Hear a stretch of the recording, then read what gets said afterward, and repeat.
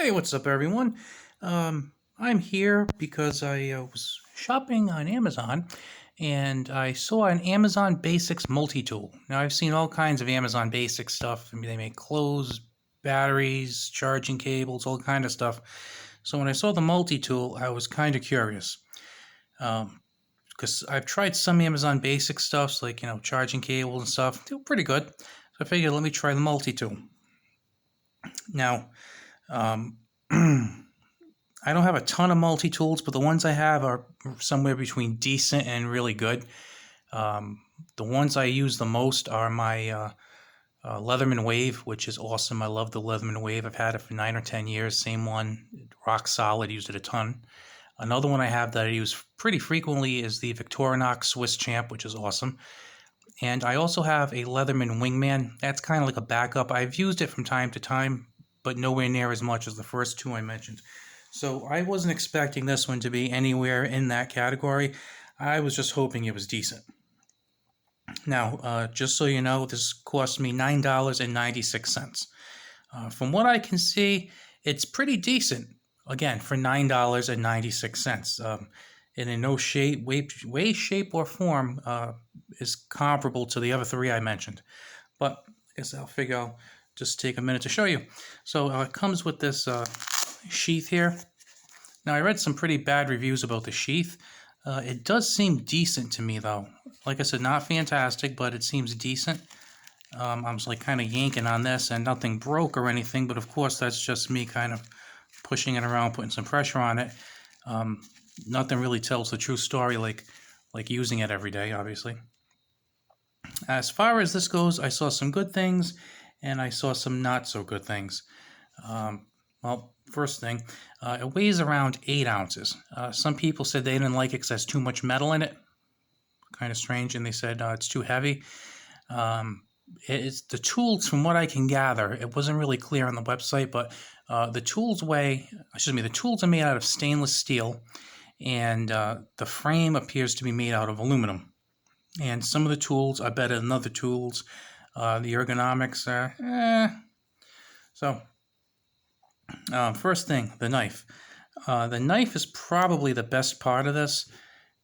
And by the way, just so you know, the closed length on this is about a little over 3.5 inches.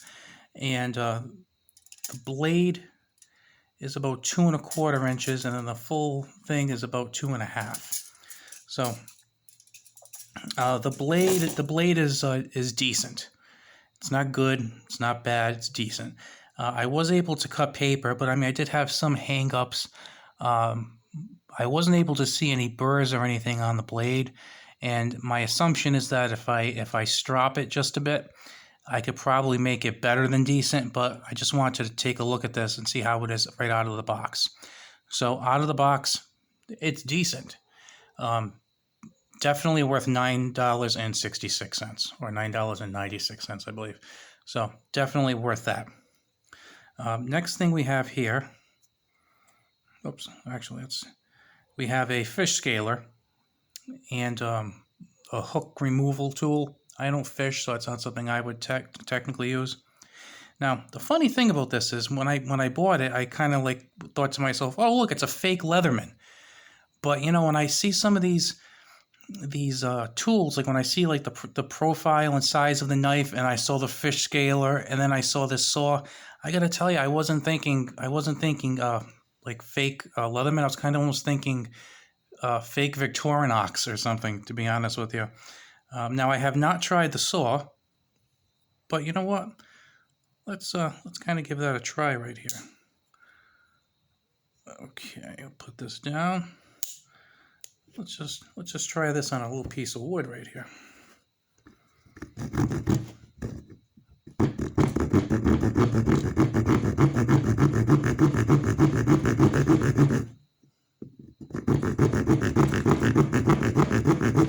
Now, obviously, you're not going to want to, that's moving the camera all over the place.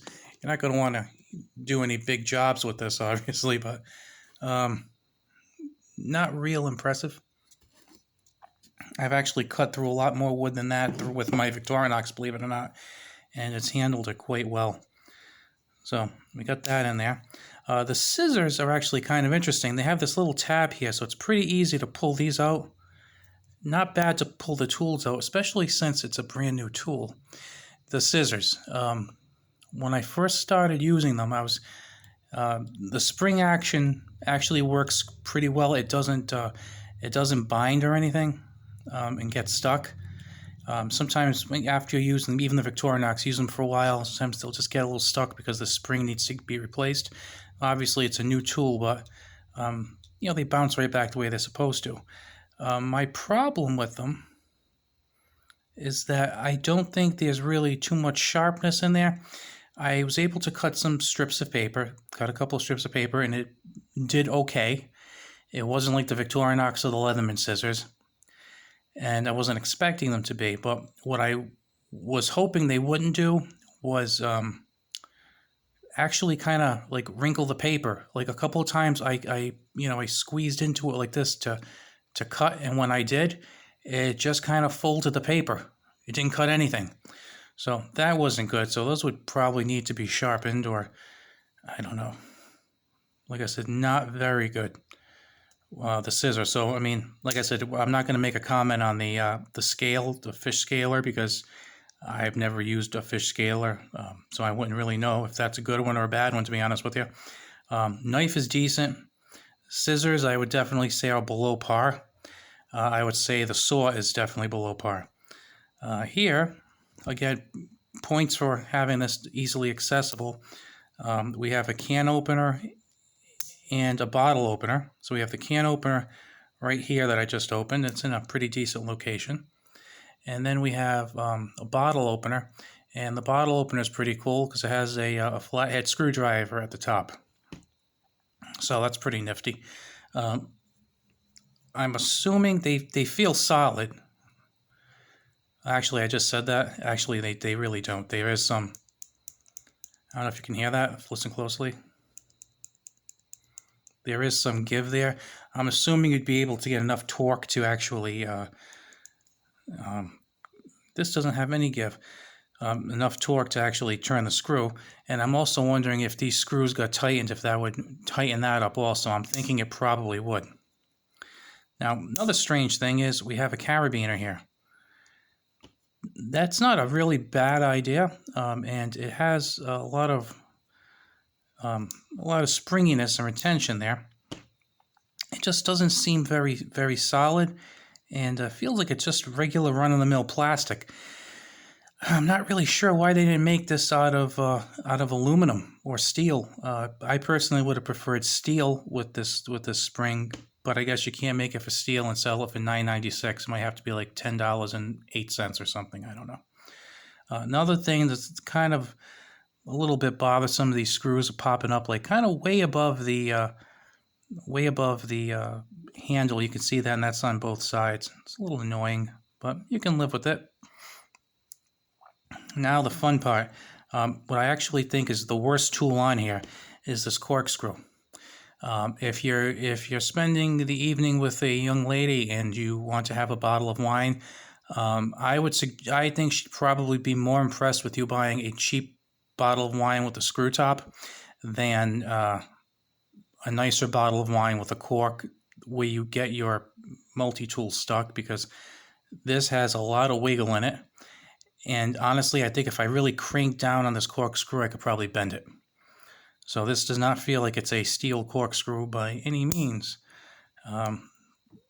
This also seems to have a lot of movement in it.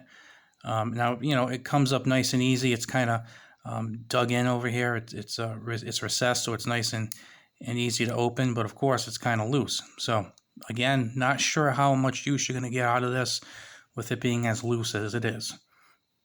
And then over here, we have three tools that look a lot alike to me. I mean, they're different, but how the heck do you get this one up? Okay, so let me get the screwdriver down, and I'm going to adjust these so you can actually see them side by side by side. Okay, so check out these three.